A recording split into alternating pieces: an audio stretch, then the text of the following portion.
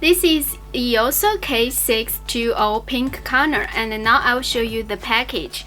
As you can see, at the middle of the package is our E-YOOSO brand name. At this side you saw is K620. This one is a pink corner.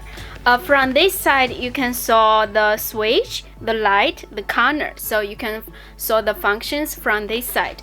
From the back of the package you saw the picture of our products. This one is a 87 keys mechanical keyboard.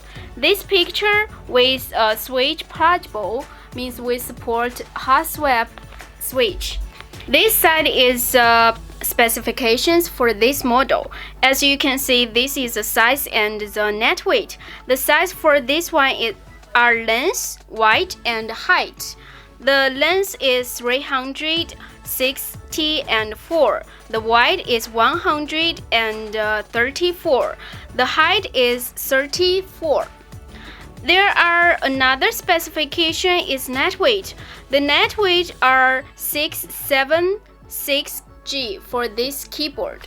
So let's open this keyboard and see what we have.